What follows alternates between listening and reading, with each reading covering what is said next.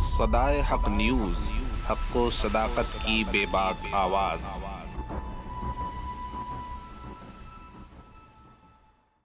अस्सलामु अलैकुम रहमतुल्लाह। मैं वो आफ्ताब अदर सिद्दीकी और आप देख रहे हैं सदाए हक न्यूज़ का प्रोग्राम सदाए पाक। आज हमारे साथ दो दानिशवरान मौजूद हैं, जिनमें मेरे बगल में बैठे हैं हज़रत मौलाना अब्दुल वकील कासमी साहब, जो मजलिस उलमा मिल्लत रायपुर पंचायत के सदर हैं, जमीयत उलमा पोठिया ब्लॉक के सेक्रेटरी हैं।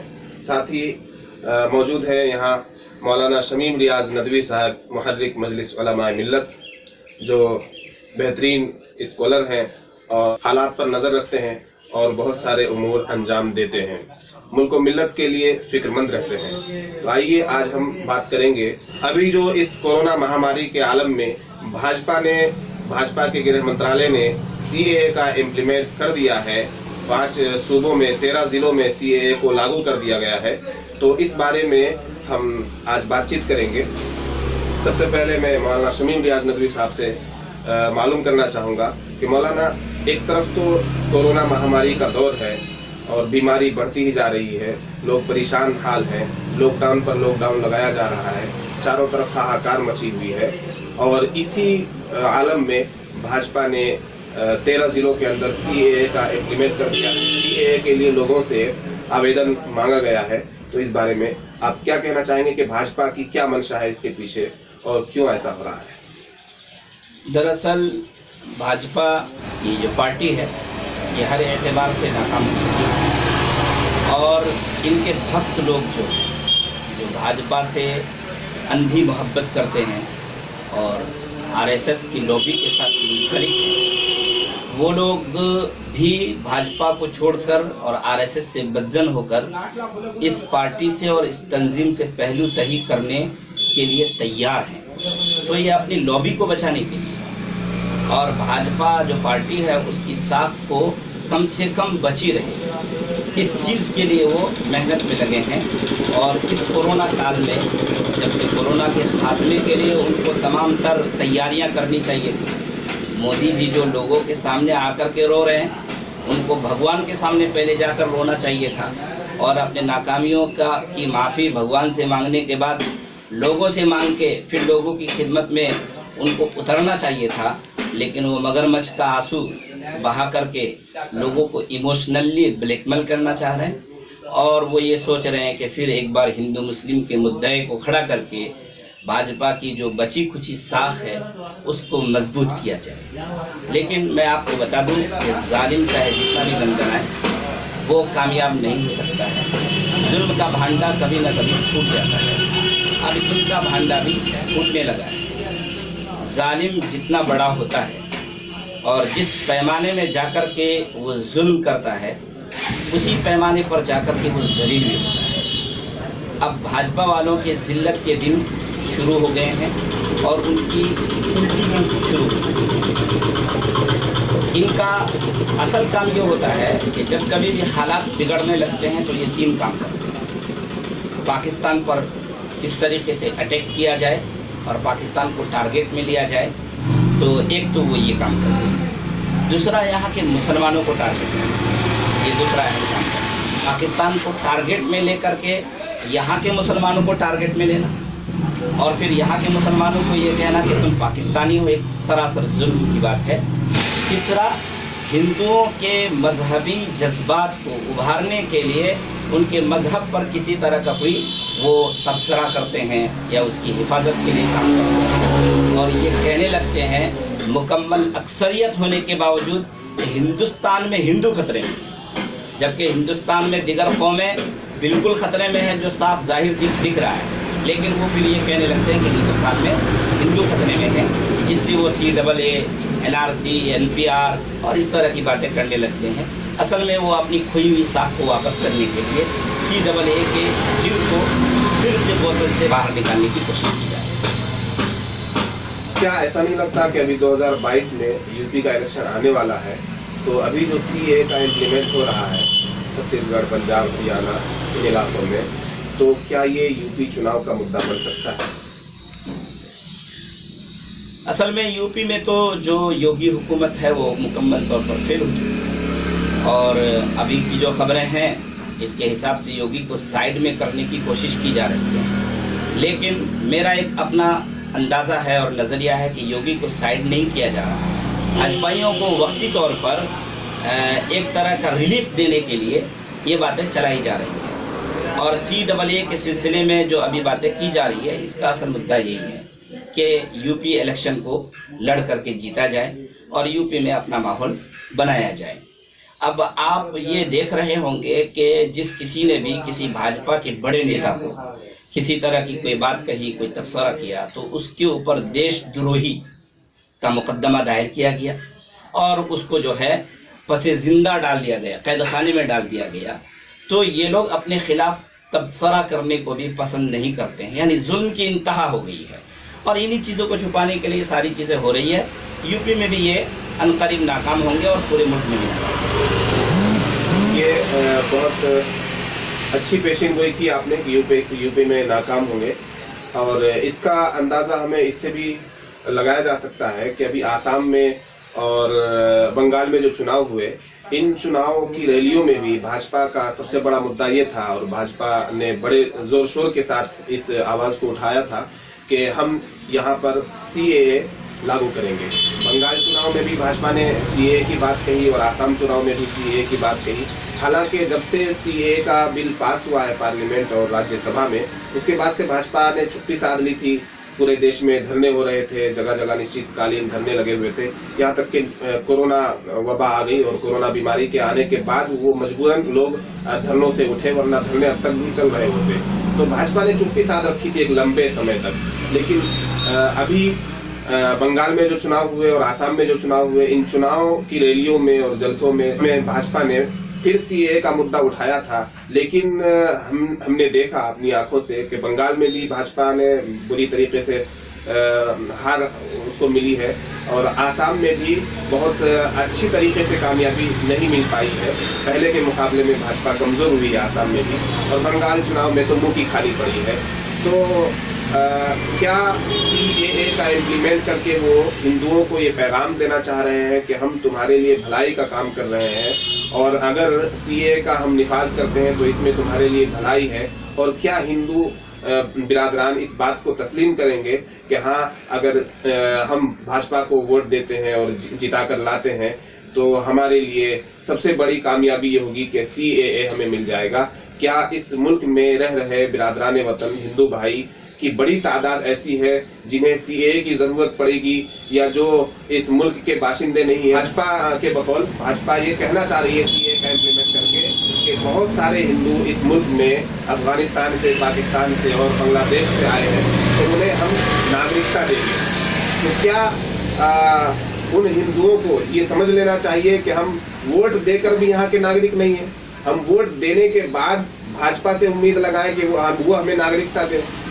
ये एक बड़ा सवाल है और हिंदू भाइयों को मेरे ख्याल से ये इस बात को समझने की जरूरत है कि CAA मुद्दा नहीं है। CAA का इम्प्लीमेंट अगर होता है और आप लोगों से CAA के लिए अगर एप्लीकेशन मांगी जाती है कि आवेदन दीजिए आप, तो एक तरह से आपको ये कहा जा रहा है कि आप वोट भी दीजिए और वोट देने के बाद ये समझ लीजिए कि आप इस देश के नागरिक नहीं है, नागरिकता हम देंगे। तो जिसको अपनी नागरिकता में शक हो वो CAA के लिए खुश हो सकता है, लेकिन जिसे कोई शक नहीं अपनी नागरिकता में, जो ये समझता है कि हम भारत के मूल निवासी हैं, हम भारत के ही रहने वाले हैं, या हमारे बाप दादा भारत में आए, हम भारत में पैदा हुए, बाप दादा हमारे भारत में पैदा हुए, जिन्हें अपने भारतीय होने पर कोई शक नहीं है, तो उन्हें तो मेरे ख्याल से CAA की जरूरत नहीं है। और जिन्हें CAA की जरूरत है तो वो गोया के उनकी नागरिकता पर सवाल है। तो मुझे भी नहीं लगता कि यूपी चुनाव में CAA वाला मुद्दा काम करेगा। और यूपी की जो अभी की सूरत हाल है और योगी ने जो गुज़िश्ता सालों में यूपी की सूरत हाल को बदल कर रख दिया है, हर तरह से वहाँ परेशानियाँ बढ़ी हैं और बीमारी, हेल्थ सेंटर को ले लीजिए आप, तालीमी मैदान में कहीं भी योगी सरकार कामयाब नजर नहीं आ रही है, हर मैदान में विफल नजर आ रही है। तो इन विफलताओं को और इन नाकामियों को छुपाने के लिए भी बहुत से मुद्दे उठाए जाएंगे। लेकिन यहाँ हम लोगों के लिए एक सोचने वाली बात है और गौर करने की बात है कि अब जो बगैर रूल्स बनाए और बगैर किसी अच्छी तैयारी के भाजपा ने सीएए का निफाज एक तरह से कर दिया है, 13 जिलों में किया है, तो अब दूसरी जगहों पर भी सीएए का निफाज होगा। अब इन हालात में तो मुसलमानों को क्या करना चाहिए? अव्वलन तो मुसलमानों को एहतजाज करना चाहिए। वजह उसकी यह है कि हमारा जो ये जमहूरी मुल्क है, जिस जमहूरियत की दुहाई बीजेपी भी दे रही है, उस जमहूरी मुल्क का कानून आज भी महफूज है और वो कानून हमें तहफ़्फ़ुज़ देता है। लिहाजा हिंदुस्तान के मुसलमानों को, जो यहाँ के मूल निवासी स्ट्रीट लैंड से आए हुए ये ब्राह्मण यहाँ के मूल निवासी नहीं है।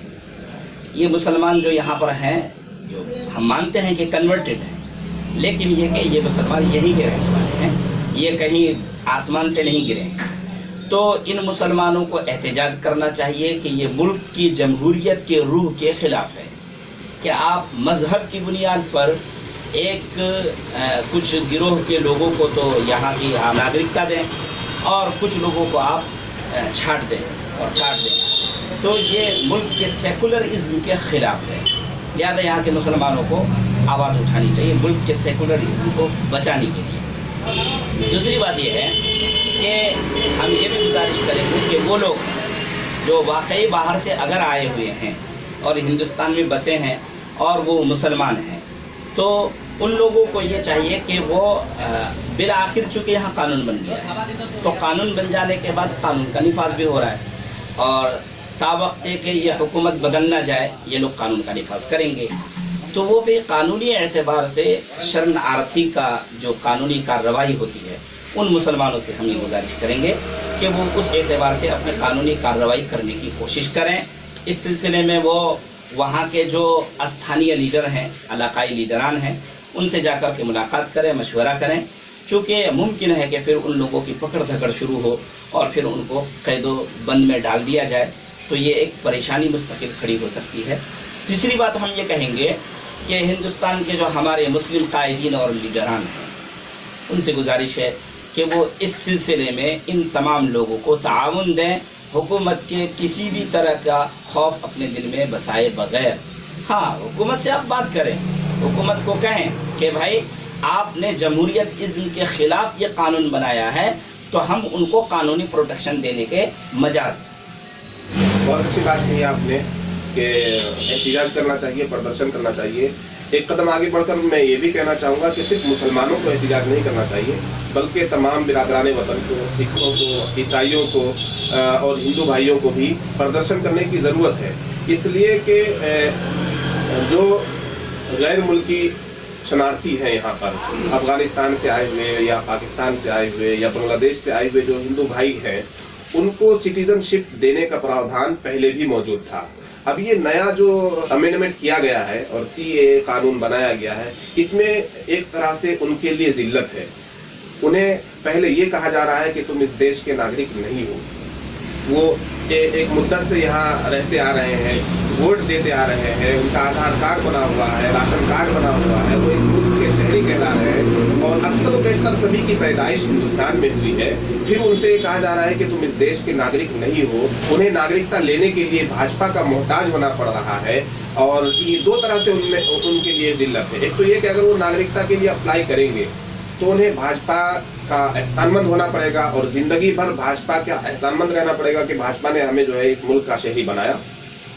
दूसरी जिल्लत उनके लिए ये है कि उनकी नस्लों तक को ताना दिया जाता रहेगा कि वो शरणार्थी हैं, इस मुल्क के मूल निवासी नहीं हैं, इंसल्टी है और उनकी ये बड़ी इंसल्टी होगी और उन्हें आगे चलकर परेशानियां लाहिक हो सकती हैं। इसलिए हम चाहेंगे कि वो सीएए के खिलाफ तो जरूर प्रदर्शन करें। हाँ, अगर सिटीजनशिप की किसी को जरूरत पड़ती है तो उसके दूसरे प्रावधान है जो पहले से संविधान में मौजूद है और सरकार जिसे चाहे वो सिटीजनशिप दे सकती है। हर मुल्क में ये है कि सरकार जिसे चाहे सिटीजनशिप दे सकती है। दूसरे मुल्क के बहुत फेमस जो लोग होते हैं, सेलिब्रिटीज होते हैं, उन्हें दूसरे मुल्क की सरकारें बुलाती हैं कि आइए भाई आप हमारे मुल्क का शहरी बनिए, हम आपको इस मुल्क की शहरियत देने के लिए तैयार हैं। तो वो जब प्रावधान है पहले से, तो फिर सीएए का निफाज ये एक तरह से हर किसी के लिए जिल्लत का सामान है और मुल्क की तरक्की के लिए बहुत बड़ा एक नुकसान है। इसलिए कि जब CAA का इम्प्लीमेंट होगा, बहुत सारा बजट इसके लिए बनेगा, बहुत पैसा खर्च होगा और इसमें फसाद का भी बहुत ज़्यादा अंदेशा है। इसलिए कि एक विशेष समुदाय के लिए ये खतरनाक है और उनके लिए ये किसी तौर पर भी काबिल कबूल नहीं है। उन्होंने महीनों तक धरने दिए, एहतजाज किया, जेल भरो आंदोलन की बात आई तो वो फिर दोबारा वो मुद्दे उठ सकते हैं और लोगों में नाराजगी और गुस्सा फिर से देखा जा सकता है। अब हमारे साथ मौलाना अब्दुल वकील कासमी साहब मौजूद हैं।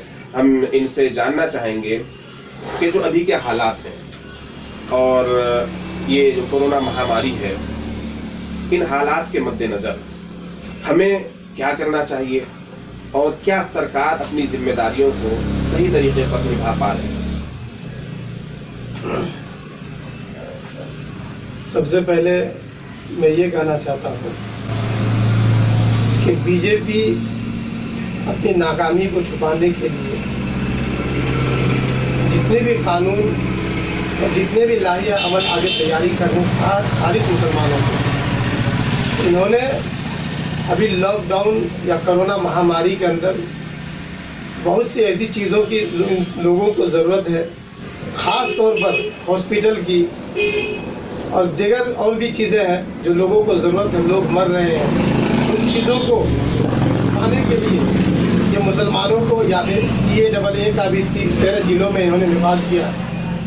तो ये सब चीज़ें अंधभक्तों को खुश करने के लिए और आगे जो इलेक्शन की तैयारियां हैं इसको अंधभक्तों को खुश करने के लिए ये सब चीज़ें कर रहे हैं। और दूसरी बात ये है कि भाई हम मुसलमान हैं, हमें डरने की ज़रूरत नहीं है।